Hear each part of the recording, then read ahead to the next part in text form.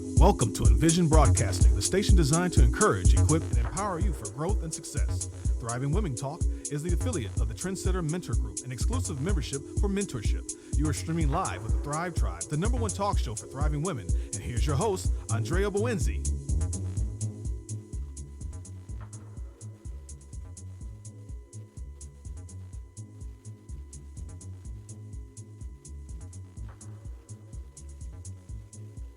As we represent women like you that are progressing, flourishing, and thriving.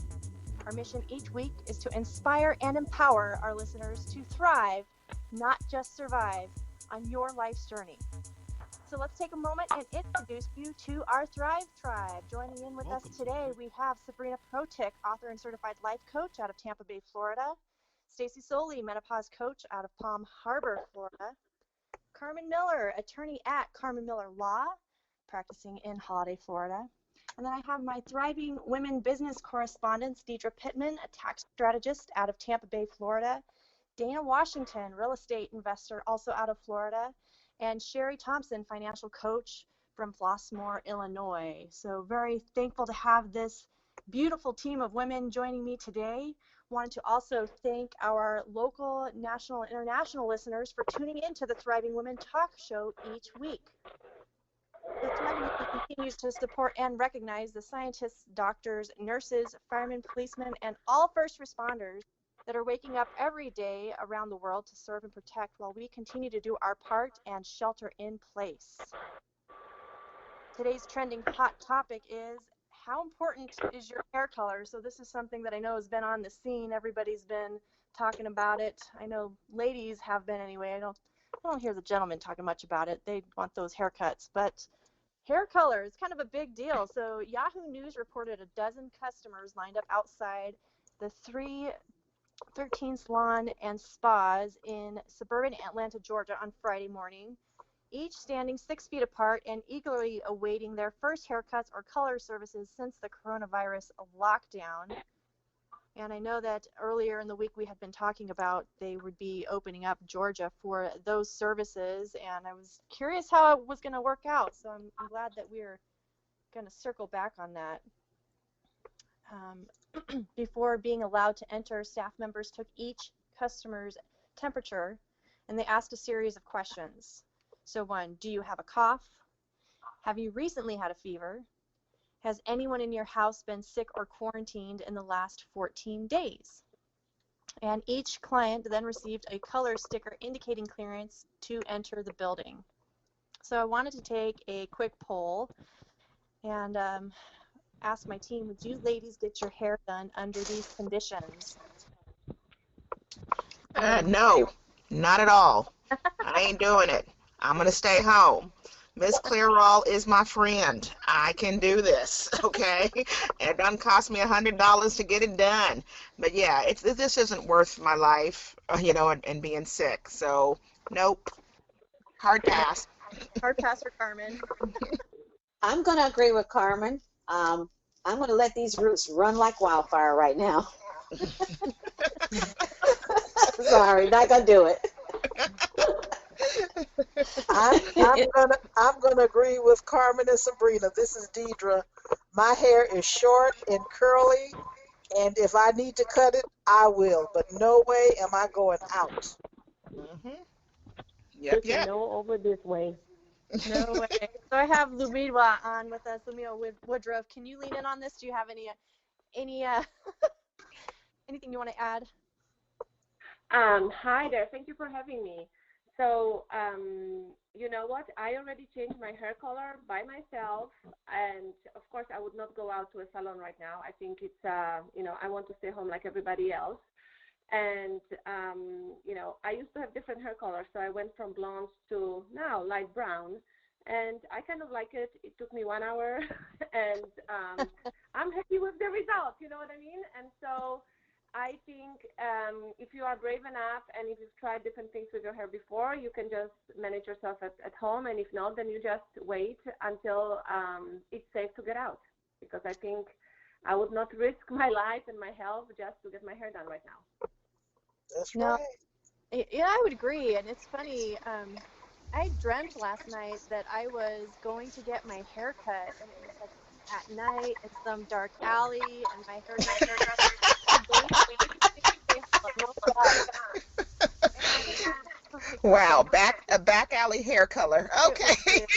A little weird, yeah. And then I don't even remember her cutting my hair. Like, that's the thing. It's just like there's all these things. Wow, that's But amazing. honestly, Yeah. my hairdresser is a cancer survivor and very recent. So there is no way I would put her at risk and even ask her, hey, could you cut my hair? Could you color my hair? Could you, no way. So, No, I agree. It's I have small kids, and so we are staying put. We have older parents that they live abroad, yep. and I think you just need to choose your priorities, right? Like, Yes. is your health and health of your family more important than the way you look right now? And for me, it was a very easy choice. I just bought, what I needed at the store, and I feel good about my choice because I stay safe and I'm happy about my hair, and that's all that matters. And Yep.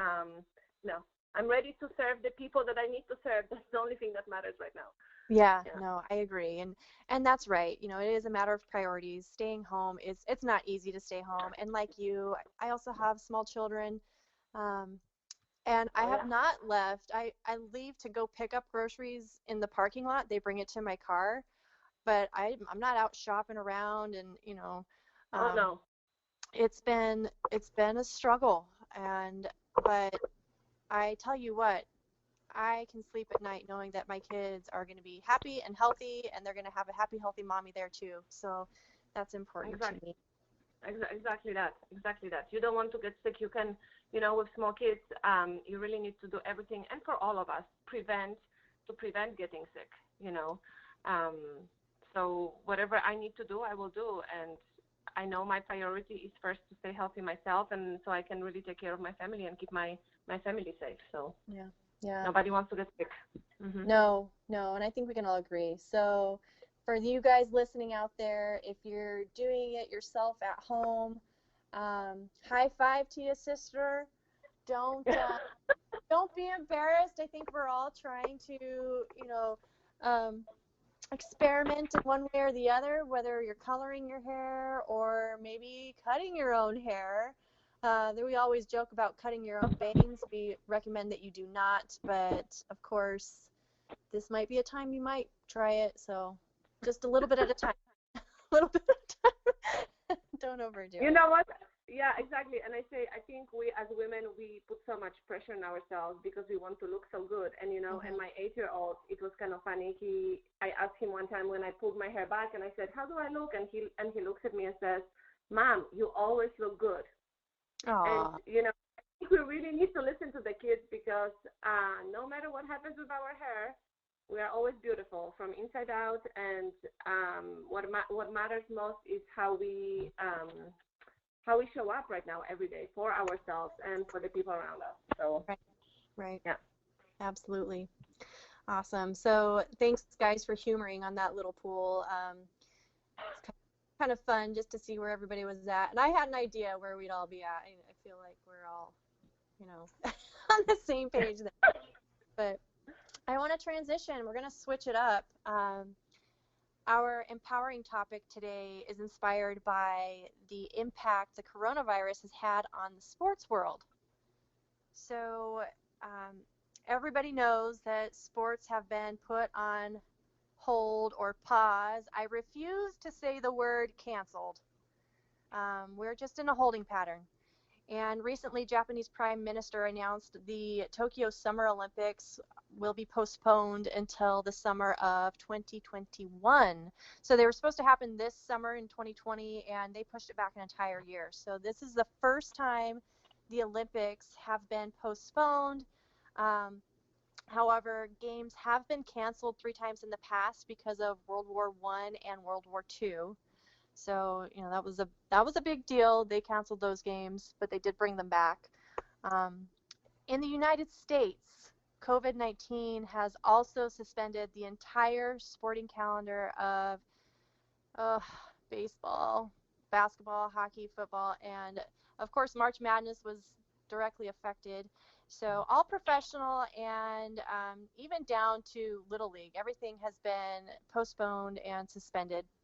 And so many of us are kind of going into some withdrawals. I know that in my house, we're watching old baseball games on YouTube, and we we talk about the old the old days when you could just put the TV on and there'd be a game on anywhere.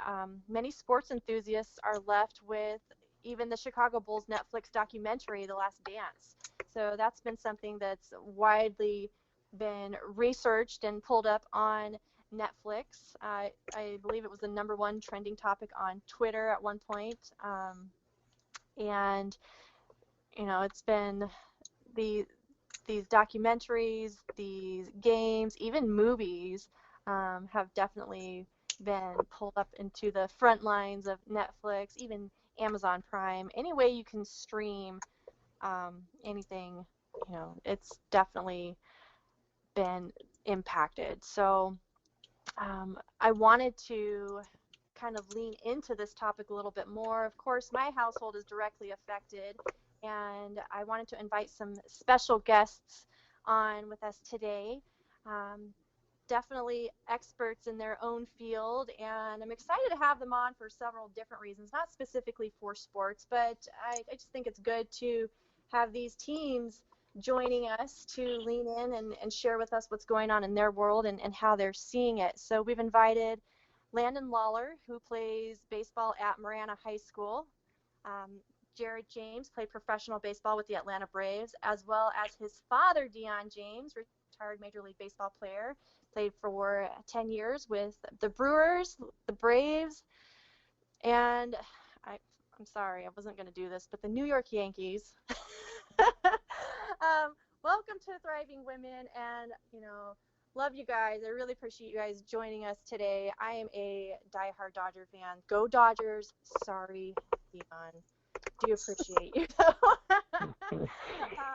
Very excited to get your guys' personal insight on how sports and really the absence of sports affects our society as fans, players, and coaches, and also just the family level, because sports can keep us all busy, and I feel like my entire life has been put on hold because I don't have baseball practice or games to be running across town too. So definitely interested and excited to hear that. So another interesting fact is that sports and society are so vital in the United Nations that they have declared sports as a human right. I did not know that, and I had to Google it. It really is true. Sports and play are human rights that must be respected and enforced worldwide. The sport has been increasingly recognized and used as a low-cost and high-impact tool in humanitarian development and peace-building efforts. So I thought that was interesting, and before we go to a commercial break, I wanted to invite Dion James on to just extend his thoughts on that statement. Dion, welcome to the show. How do you feel about that? Well, thanks for having me.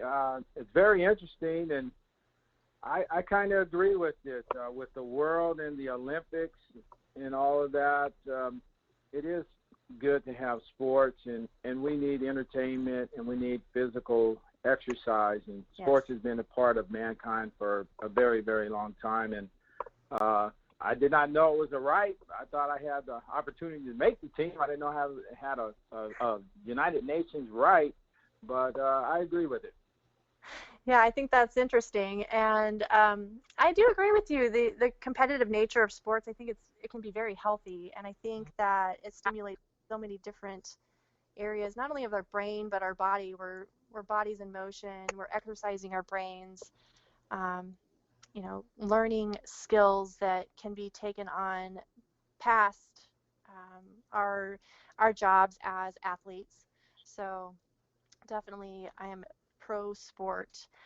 So we are going to be right back. We're going to take a quick break from our sponsors, and then we'll be right back.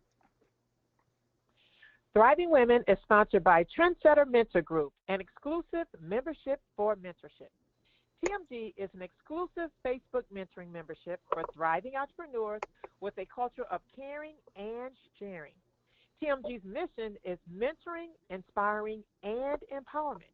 Now, if you are a thriving entrepreneur and aspire to surround yourself with like-minded peak performers, then join TMG's exclusive membership group on Facebook by sending a member request to the Trendsetter Mentor Group. We are the membership for mentorship. Back to the Thriving Women Talk. Awesome. Welcome back to Thriving Women Talk. The Thrive Tribe is thrilled to have Landon, Jared, and Dion as guests on our show today. And they're representing sports from each level of the game of baseball. And with the impact of the coronavirus, we wanted to shine some light on these three questions. So I'm just going to review the questions really quickly, and then we will lean into them, each one of us, a little bit deeper. So number one is, how do sports impact our culture and society as players and fans? Number two, how is the coronavirus affecting the players and the future of how we watch sports?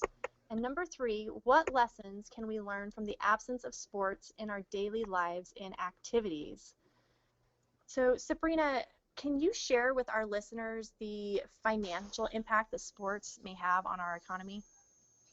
Well, I tell you, Andrea, these numbers are just staggering and such an eye-opener for me, and I'm sure our listeners. So we got our information from a web-based labor market called MC, and that's, if you want to verify it, it's EMSI. That's EMSI. They reported some staggering numbers and said the sports industry in the United States roughly brings in $14.3 billion in earnings a year. That doesn't even count the massive activity generated by the Super Bowl Sunday deal. I mean, I'm a Super Bowl Sunday girl myself. So the industry contributes about 456,000 jobs, and the average salary, not per year, but the average salary per game is $39,000. That is staggering. The global value of the sports industry is estimated at $471 billion just in the year of 2018, and that was an increase of 45% since 2011.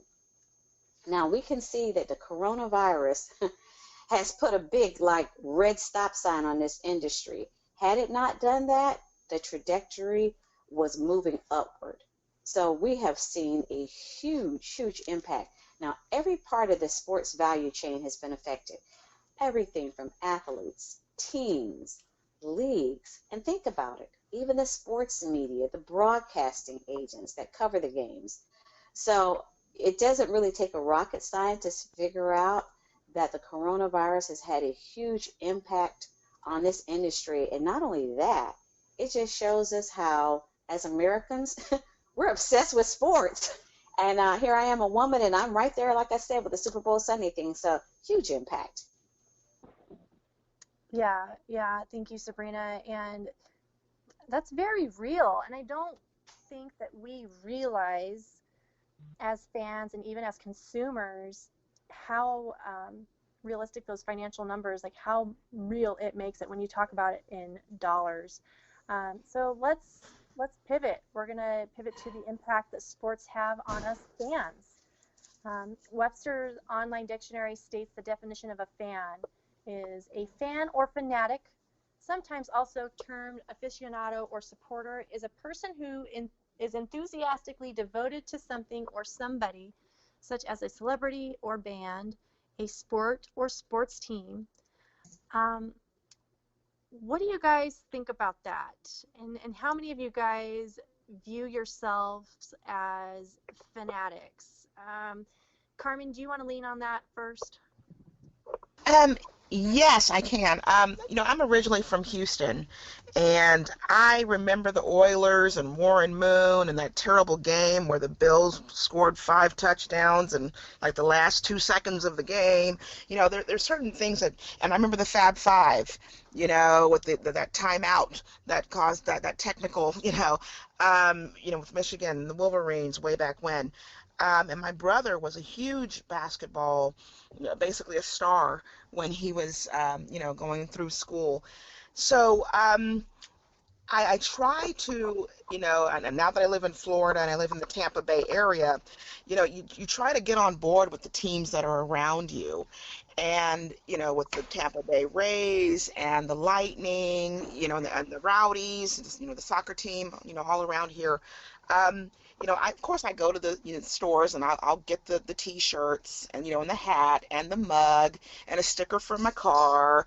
You want to be, it helps you to actually kind of ingratiate yourself into the place where you live as well.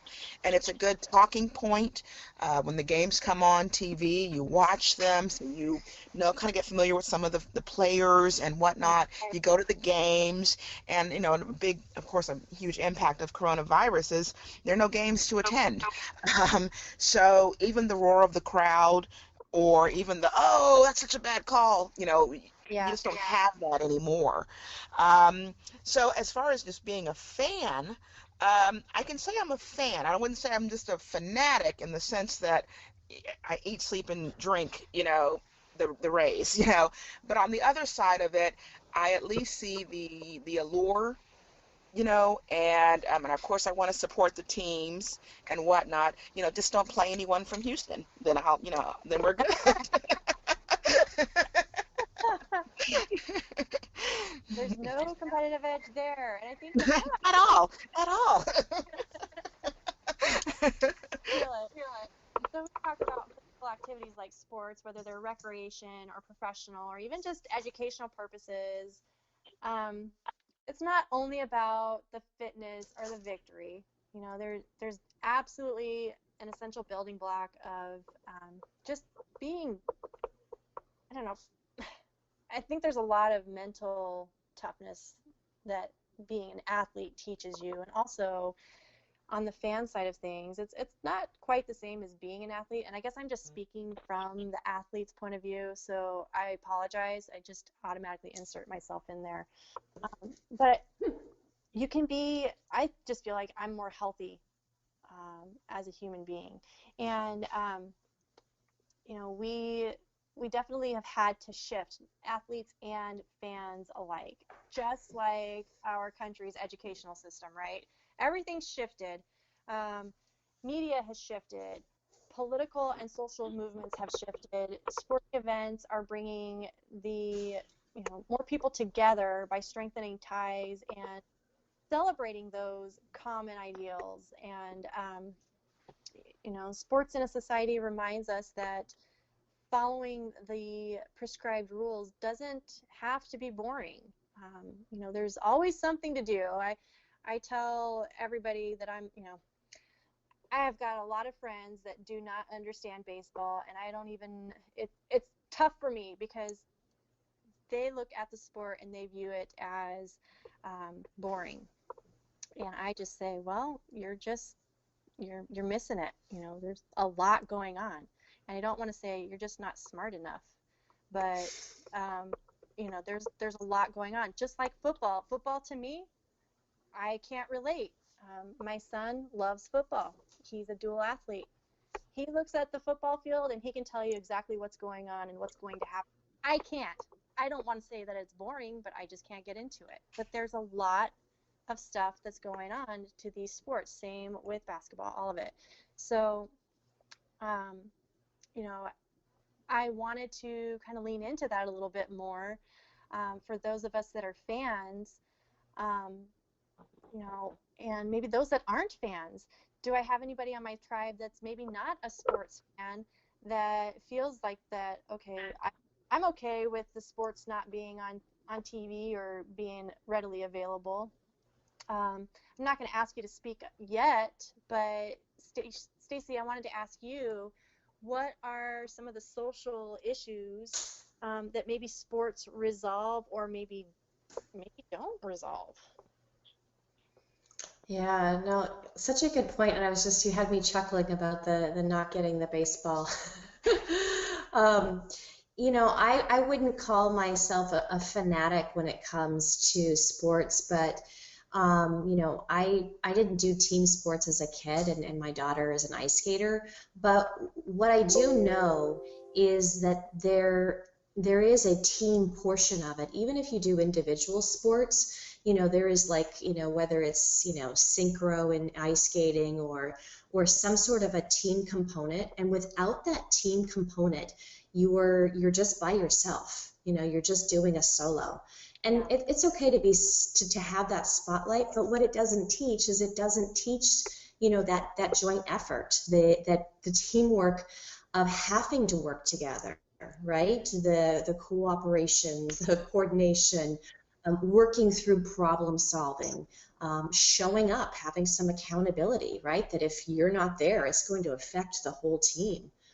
And it also, I think, as looking at it from just stepping back, is there's, it's also highlighting the health factor of look, from a youth perspective, kids are involved in a team and then they get to be active, right? And it gives them something of a dream, right? Maybe be able to dream of being a football player or, play in college or whatever that may be like. So it keeps them focused on a goal of wanting to be active and wanting to create healthy habits and really improve themselves. And I think this is kind of the element of grit, which is such a life lesson that we all need for either running a business or a family or being able to make it through the quarantine, right? Mm-hmm. Yeah, absolutely. Yep. Definitely life lessons there that expand. Yeah, absolutely. Yeah. Yeah. What do you think, Carmen? Yeah, and I think, and I agree with that, especially when you deal with, different races, just kind of sitting in close proximity, whether you're at, Buffalo Wild Wings or Chili's or you're at the stadium or whatnot. They start talking to each other because they have like this uniform or at least common, not necessarily an enemy, but a common, team to support. And, in that way, sports is a great unifier. And people can, you see people, high-fiving each other who probably would never speak to each other, as strangers on the street. So it's really, like I said, it's a unifier. It helps bring people together and it helps get out aggression, or, congratulatory, feelings as well. Data, why do you like sports? I'm actually not a fan. My husband is a, and I'll say this, and don't tell anybody. I love looking at the men in the uniform. I'm here for that. I'm here all day, and I like going to sports bars with my husband. I like going to the game with my sisters because I'm just a social person. So I like the camaraderie. But a lot of psychologists explain that there are so many different motivations when it comes to sports, and no one particular is more significant than the other. People like sports because of self-esteem benefits. People like sports because they have money, they bet on it. They like sports because, their girlfriends, their boyfriends, their family members like it. That's one of my case. People also like it because it's exciting. They like sports because it's aesthetically pleasing. And it's also like being at the theater. You're at a venue. There's emotions. Everybody want to stand up, yell, and scream. And so for me, even though I'm not a fan and I don't know exactly what's going on, I do know when there's a touchdown. So I'm standing up and I'm rooting just for whoever my sister or my husband is rooting for. But, people also like sports because they could actually escape from what's going on. And they also feel like they belong. So I feel like I belong because I'm with my family and my friends, but I have no knowledge of what's going on. People ask me who is my favorite basketball team, and I go back to Magic Johnson because back then I liked sports. I knew some of the players. Doug Williams. I don't know these guys now. But yeah, that I'm not a huge fan. Just a social bug. Well, I think that's important that, one, you're honest, but you're still out there enjoying yourself, and you have a good time. It might not be something that you have the entire team schedule programmed into your calendar like I do, and who's starting pitching by 9 o'clock that morning. Like, I am a nut. My dad laughs at me, but that's just a way of life for me personally. That's how I grew up. I grew up with baseball, and that was, not only was it on the TV, it's something that we played. I played softball pretty competitively as a child, and that's just how sports impacted my life. So I wanted to ask Ludmila, you grew up in Poland as a child. Can you share with us how sports impacted you during your childhood? Well, yes, and coming from Europe from the 80s, the sports were very different than in U.S.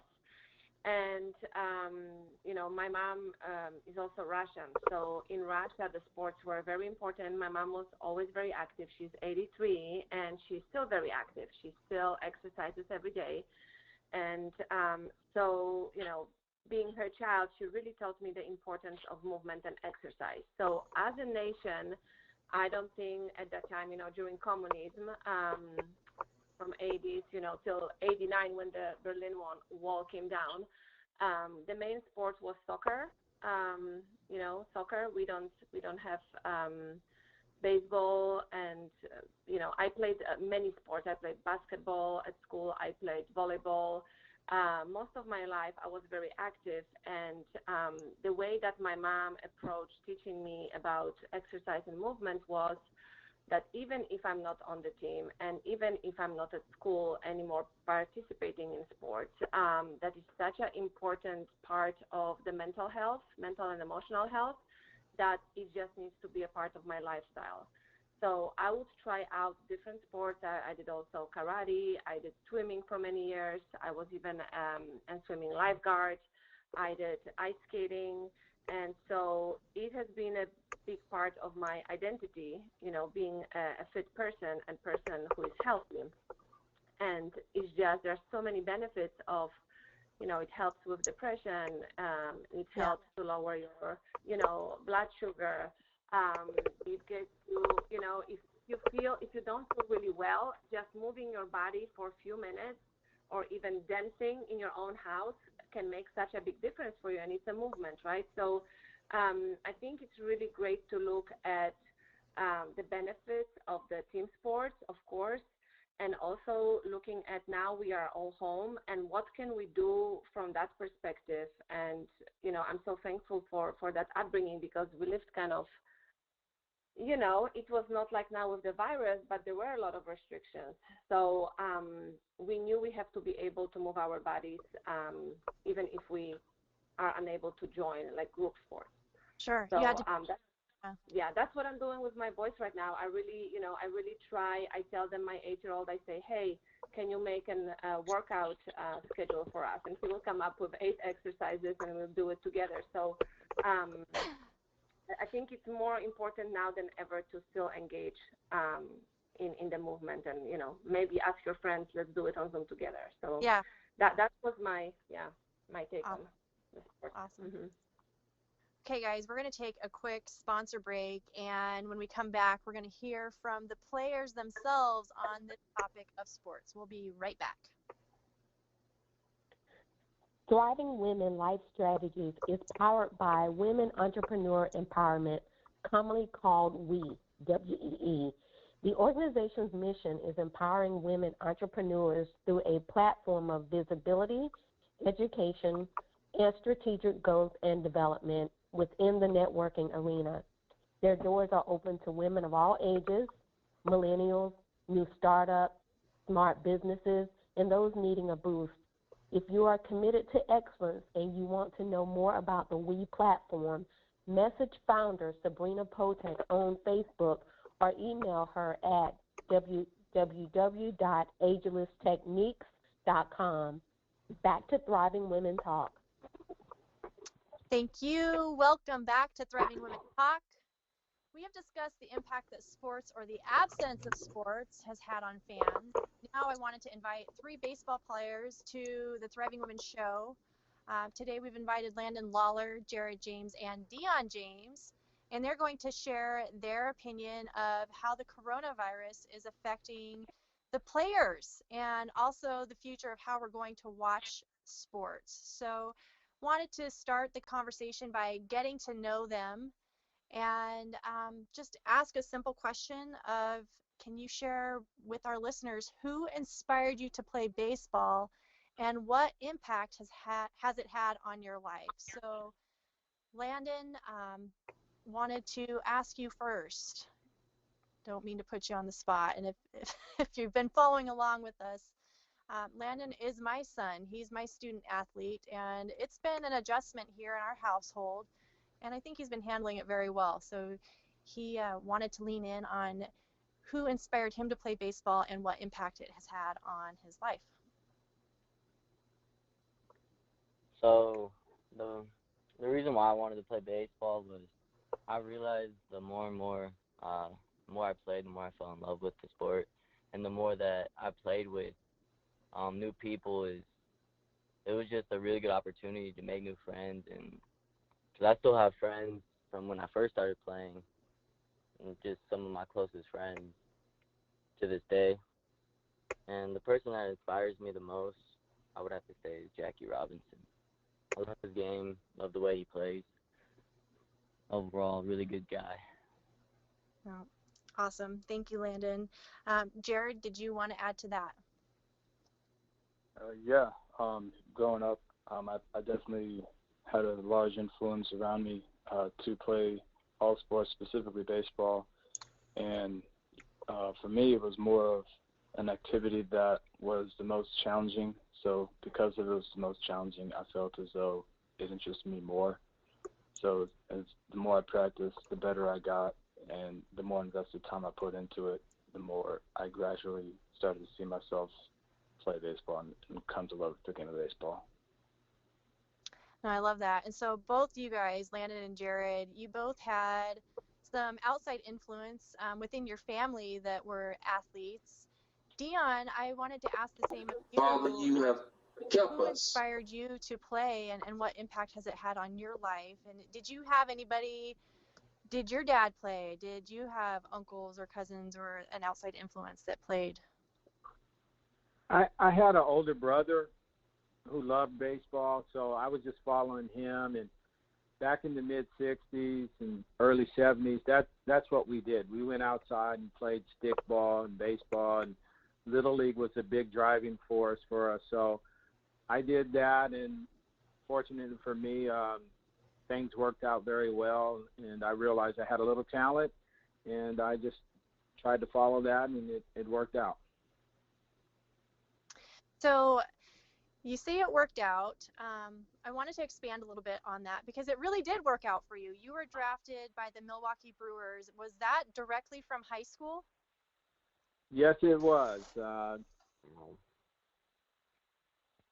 I got drafted by the Milwaukee Brewers. And 2 days after I graduated from high school, I was in Butte, Montana, playing professional baseball. Wow. So what was going through your head? Did you have, as you're going through high school, and I'm remembering when I'm in high school, of course, I'm absolutely working my best to get noticed and be seen. And softball was a little different than baseball, but I could not imagine being a senior and just knowing 2 days after I graduate that I could go to the show. Like, do you remember, and would you mind stepping us through that, maybe the last season of high school, of what was going on? Were there recruiters? Were there scouts? Like, how did that play out for you? And how is that different from what you saw going on with Jared?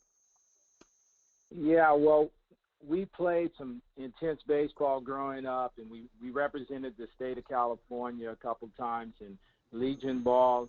My high school team had other players that got drafted before me, and so people thought that I was good, and that I would get drafted, but I had no idea that I'd get drafted, and let alone get drafted in the first round. So it was a very exciting time for me, wonderful moments, and I was just very thankful that it happened.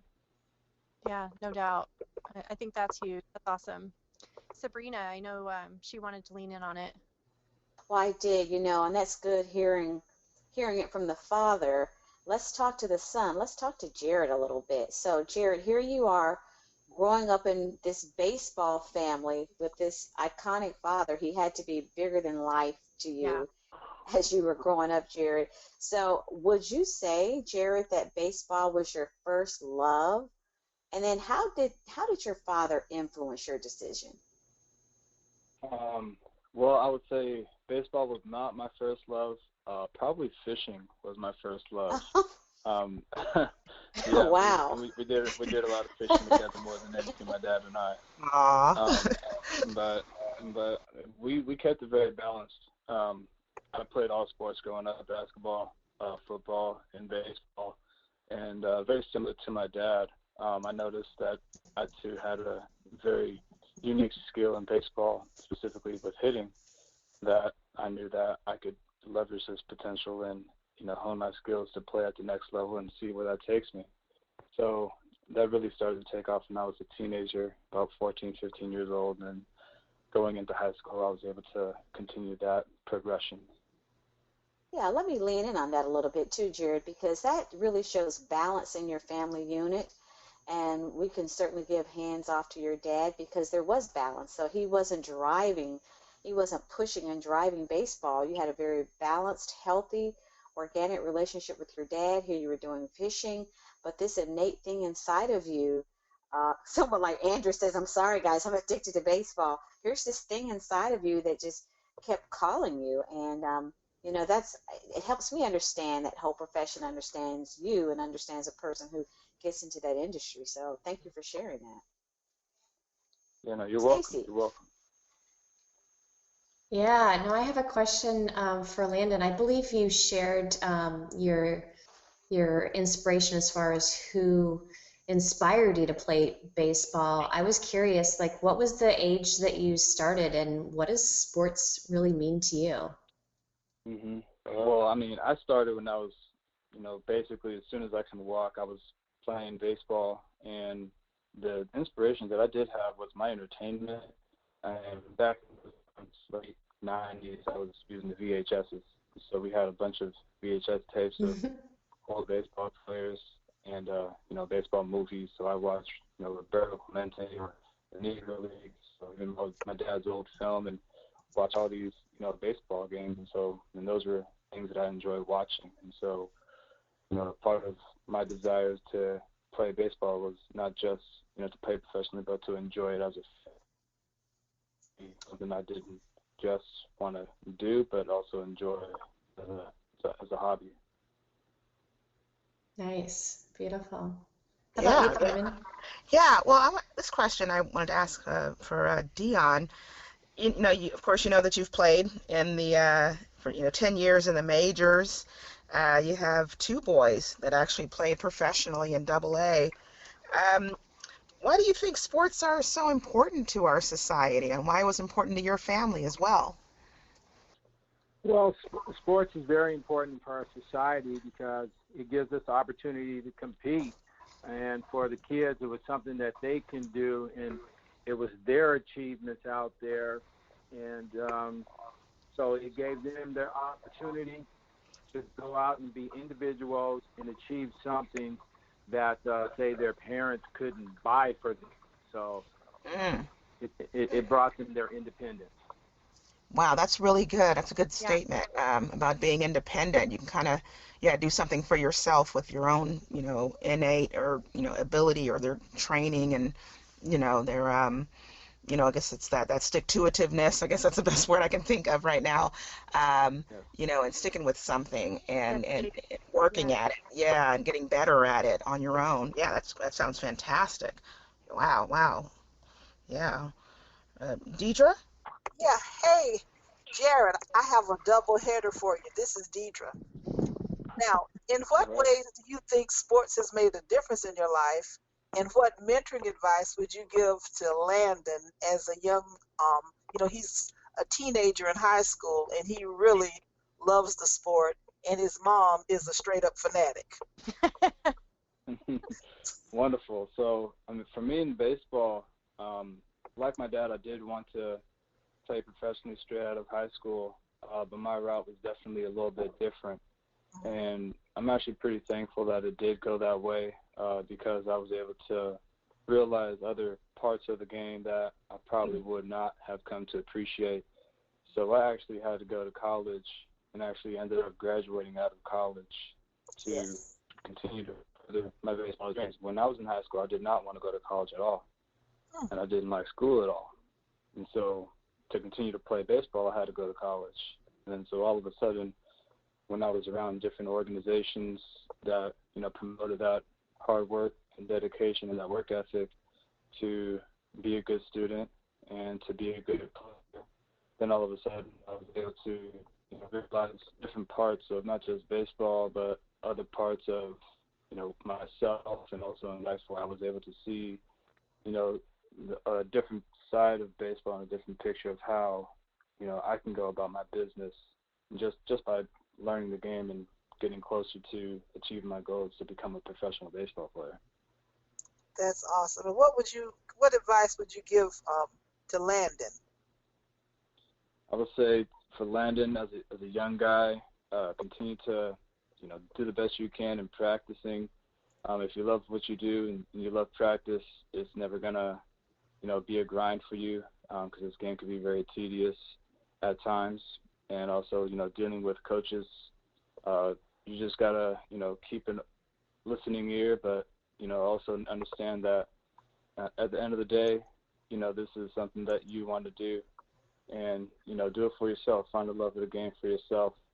And, real coaches will understand that, you can't tell a kid exactly what to do and how to do it. They got to do it themselves. And that's what separates good players from great players is they create themselves, they define themselves. So be yourself, enjoy the game, and play hard. That's awesome advice. Thank you so much, Jared. Dana, you want to lean in? I definitely do. Baseball is just a fantastic sport.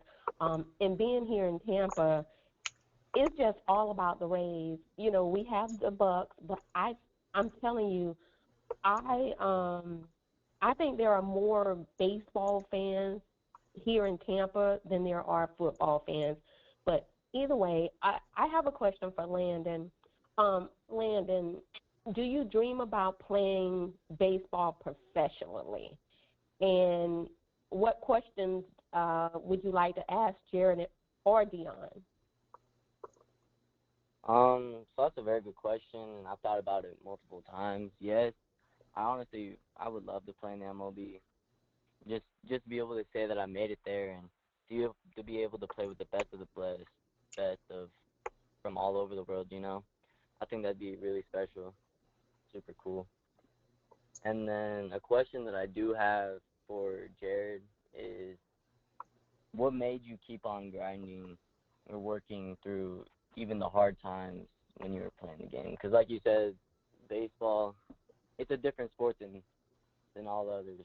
I feel like it tests you physically and mentally both at the same time, and I feel like some other sports don't do that, but I just want to know what you do to keep on working through the hard times. Mm-hmm. Yeah, thanks for that question. That's a really good one because baseball is more of a mental game than a physical game. Even though we do play every day, the grind happens in between your ears, and that comes from negative talk from other people, whether it be your coaches, your family, your friends, whatever. And especially the biggest one is your own self, wondering am I really good enough? Can I really do this? And for me, what I did was lean on my work ethic to say that, okay, if I put in the hard work and dedication to be successful, then when I go out and play the game, then I know that I didn't leave any stone unturned, and I could play freely knowing that I'm at my best right now, and I can just simply perform it. I have to focus on what if I don't perform, because I know that I can trust in my abilities that because I work so hard and because I have so much focus in what I do, I'll be successful in the end of the day. Yeah. Excellent, excellent advice. Jared, I appreciate you leaning in and being transparent, and Dion as well. And um, something that I'm a huge advocate for is student athletes. And the fact that, Jared, you came out and said, I didn't like school, didn't want to be there, didn't want to do it, but you recognize that in order for you to continue to play out your dream, you had to participate there and you had to put in the work. And, you know, as well as I do, Dion as well, when you're on a team, the team is around you all the time, on and off the field. And I definitely like to have those conversations with the kids about being that student athlete, putting in the work, and also continuing to stay focused and stay driven. And I love, Jared, what you're talking about with the mental toughness, about how it's between your ears. Some great tips. Good talk. I appreciate you. And Dion, hats off to you for, that's part of you speaking right there. And I don't know if you recognize that as you hear him talking and coaching to others and even younger kids, but, great job, guys. We're going to take a quick sponsor break, and when we come back, we're going to discuss with Dion, Jared, and Landon their athletic opinions on how the future of sports are going to be. How are we going to continue to watch them, and what have we learned from the temporary absence of sports in our lives? We'll be right back. Thriving Women Business Strategy is powered by the LiveWave X39. The LiveWave X39 patch is clinically proven to provide your body with a level of health and vitality that you have not experienced since you were in your youth. Sounds good to be true. This technology, backed by multiple clinical studies and 20 years of development, the LiveWave X39 patch has been developed to provide an abundance of health benefits. If you want to learn more about the life-changing technology, message Daryl A. Johnson on Facebook or email your request to npartners@yahoo.com, and you'll receive an introductory video and testimonies on the LiveWave X39. Back to Thriving Women Talk. Awesome. Welcome back to Thriving Women Talk, where we are discussing the impact that the coronavirus has had on sports. And we have Dion, Jared, and Landon on the show sharing their insight on the game of baseball and how it has impacted their lives. So I wanted to continue the conversation. Dion, you've been away from the game of baseball for several years, and I guess away really isn't a fair statement. I'm sure it's always in you. You're always plugged in. Maybe not quite at the ground level, but in your professional opinion, how do you see baseball or other sports in general being impacted or reinvented due to the coronavirus? Well, it's a great big impact. I was looking forward to going to spring training and seeing some baseball here in Sarasota or Bradenton, but that was canceled.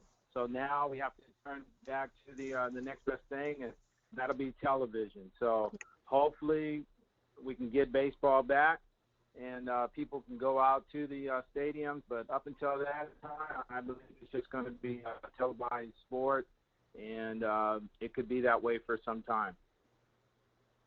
Yeah, I'm with you. I hope it's not, but I feel that if we are going to continue to take that safe route and really make sure that we flatten the curve, we've got to be very careful and getting things back rolling again. I just don't feel in my gut is the right thing to do. So although baseball games live and in the flesh are really, that's the way to go.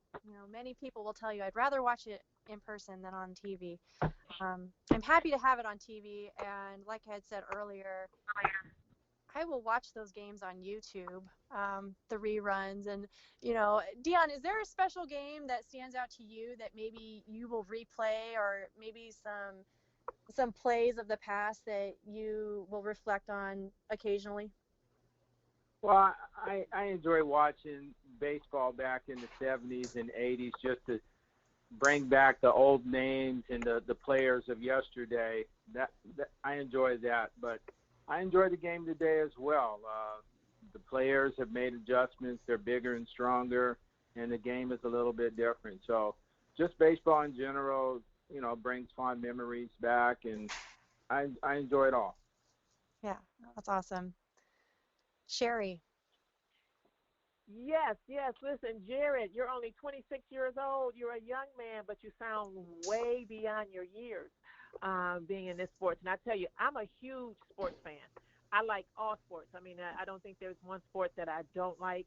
I like to watch athleticism. I like to watch the mental game because, when it comes to the championships and the playoffs, that's all mental. And you spoke about that. So you've been playing baseball probably all 26 of those years. I bet if we had pictures of when you were in the crib, your dad can show you he had a baseball in there. Instead of a pacifier, he probably gave you a baseball. But now I'm thinking life without sports is, I don't know how we're going to survive. But you being young, you being in that game for so long, only being 26 years old, and I know this virus, this thing is something totally, there's nothing that you ever remembered in all your 26 years. So how do you see life without sports? How do you see us making it?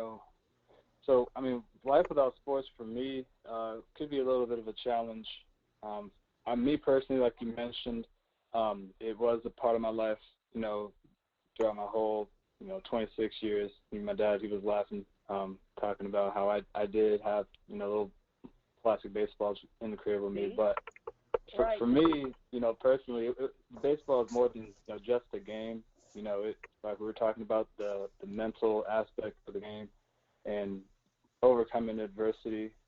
Just taking those same principles into the coronavirus and realizing that just like in baseball, you can do everything right. You can hit the ball straight on the line drives, and they can have a shift on, and then next thing you know, they make a play, and it's not your fault that you didn't get a hit or you didn't come in that moment. So, or umpires make mistakes. You're a pitcher, you make a great pitch, and they called it a ball, and the next pitch is a home run. You should have been out, but you hit a home run. Those things happen. So with the coronavirus, the very same principles. We were doing great. As a society, everything like you mentioned, was going up. But now here we go with this little curveball, coronavirus. But with anything, you can't, overreact and, put your head down and say, oh, this is done. You just got to keep going. So for me personally, I've been, doing the best I can, keep going in every aspect of my life here. And so I'm doing well.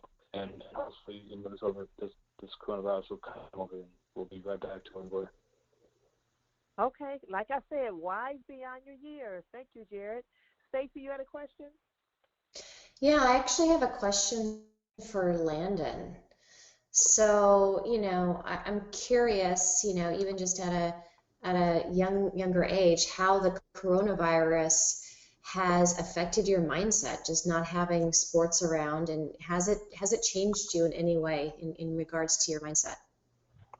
I don't think it's changed my mindset in any way towards the game. It's changed my mindset to get better though, because if you really think about it, this whole virus going on, it's gonna separate the people that are actually grinding and working hard to get to where they're at, and then the people that aren't doing anything. And so I think about it that way. But no, I always stay humble no matter what the situation is, and try to reach my goal for that week or that month, whatever the goal I set was. That's great. I love that. I love that attitude. What are your thoughts, Dana? Do you want to lean in on this? That's awesome. That's awesome. I actually have a question for Jared. Jared, looking back on your career, if you had the opportunity to do it all over, what would you do different, and why? Well, if I had the choice to do it over, I wouldn't change anything. For me, I just look back and reflect on how I was able to make my decisions and, what were I basing my decisions on. So when I look and, when I evaluate, what my values were, did I stay true to myself, so to keep my integrity and what I believed in for myself and how I go about my business on and off the field. At the end of the day, as long as I know I did the best that I could, then, it is what it is. There's only so much that I can control. And so, I could say, well, if I went to a different university and had a different opportunity, then I would have been drafted at a different level, and then say that, you can go in a bag of worms of what ifs, all you want. And the problem is that you can never predict it when you're actually in the moment. There's just so many different variables, and you're just going to exhaust yourself thinking about, well, what if I did this different? Mm-hmm. But as long as I look and say, well, what, with the information that I had at the time, did I make the best decision? Could I have foreseen anything that did happen? If the answer is no, then, and I did the best, that I did in my decision-making processes, and then, unforeseen occurrences actually happened that hindered my opportunities, those things, you can't account for those things. You just got to tip your hat and say, you know what, it is what it is, and keep going. So for me, I was able to just, keep a level head through it all and recognize that I did the best I could with the opportunity that I had. That's great. That's great. Thank you. Deidre, what do you think about all this? Okay, Dion. Okay, so Yes. confession time. I was that crazy tennis mama. Okay, my daughter had a gift to play tennis, and we started coaching her. And by the time she was 5, her coach said, you know what, she's definitely, she's going to get to Wimbledon one day. Well, at the tender age of 10 years old, she decides to tell me she doesn't want to play tennis anymore. She'd rather be known for her mind than playing tennis. Of course, I was devastated. I was like, oh, Lord. So what advice do you have for parents of children that do play sports? Well, my advice is not to be overbearing on the children. Mm-hmm. We all believe our kids are the best, and Mm-hmm. sometimes that's not the case. I would just say to enjoy your children's time, enjoy the family time, and don't put too much pressure on them. I have 3 boys, and my third one didn't play sports because he saw how difficult I was to his 2 older brothers, and I'm a little embarrassed of that, but I was difficult on them because I wanted the best for them, and Yes. and so I did make some parental mistakes along the way, but in the end, we still love each other. I would say spend more time with your family outside of sports, and if they are going to go to the Wimbledon or to major leagues or whatnot, that's just going to happen. So, but enjoy the ride. That's great advice. Thank you so much. Carmen, what you got for us, girl? Actually, I think Carmen had to jump off, but I wanted to fill in. It's Andrea, Dion, and I kind of wanted to lean into that with you. Being a collegiate athlete, I know the work that it takes to get to where my son wants to go. And I feel like there's a very fine line, as you just explained, that you push your athletes, your children, because as their parent and maybe even as an athlete what they're capable of. But when is that time to really throttle back? And I feel like right now, Landon's 16 years old. He loves sports. He loves baseball. He loves football even more. Um, but it's just amazing to watch him go out there and perform and get on the field. So sometimes I have to be that mom that removes herself. I go and I stand out away because I don't want to be coaching over the coaches.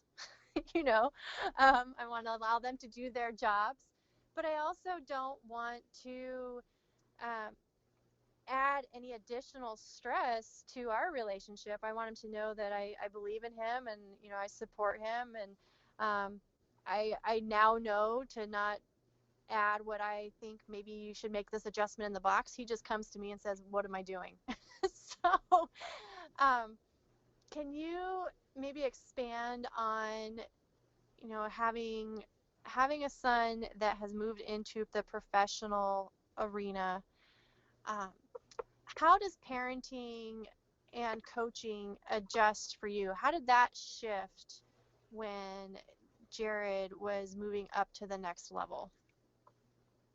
Well, when he was an amateur, that was very difficult because I thought, I knew more than the coaches, and I thought the game should be played a certain way, and unfortunately, I voiced my opinion, and that didn't go over too well. When he became a professional, there's really not much I can do because if I voice my opinion, they could fire him. Oh. And it was difficult for me to stay silent and stay out of sight. But the whole thing is you just want your kids to know you love them and you support them. And eventually they're going to have to stand on their own and perform on their own. And, like I said before, I wish I could buy a base hit or even a home run, but that's not the case. They have to do it.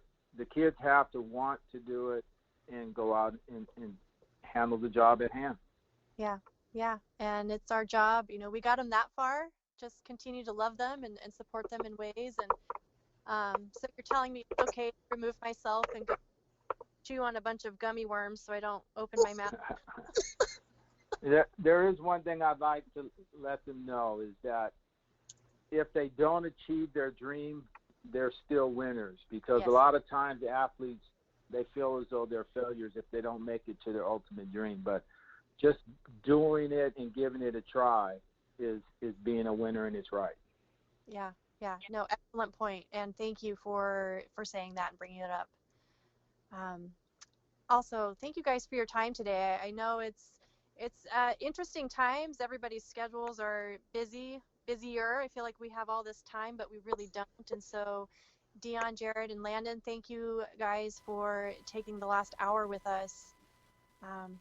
I really appreciate it. I love it. I could talk sports, baseball, team sports forever, and I can tell that you guys can as well. So I feel like I'm in good hands here. Maybe we should do another one. But again, thanks for joining us. You're welcome. Thank you. Thank you. You are welcome. So thank you to Landon Lawler, Jared, and Dion James. Also a special thank you to my Thrive Tribe, Sabrina, Sherry, Stacy, Deidre, Carmen, and Dana for joining us today. Also wanted to send out a special shout out to our producer, Daryl Johnson, for coordinating and getting everybody on the same page. It's not an easy task, but he seems to make it happen for each week. And then also big thank you to our engineer, Alan, for helping us get the show online and broadcasted to you guys, our listeners. We've got a great team here with the Thrive Tribe and wanted to give them a little bit of recognition. Thank you to everybody who's listening from all around the world. We appreciate your support and your participation. And next week, we're going to continue our conversation on how we can continue to thrive while dealing with this global crisis. So again, thank you for taking the journey with us.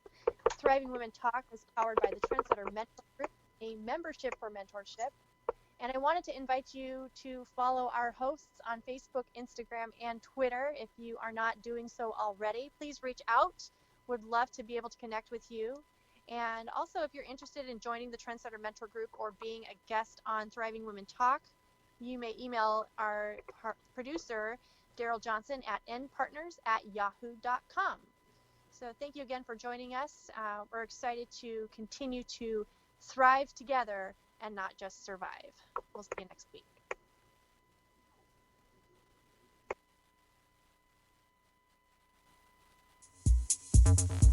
You can follow all of our hosts on Facebook, Instagram, and Twitter. If you're interested in joining the Trendsetter Mentor Group or being a guest on Thriving Women Talk, email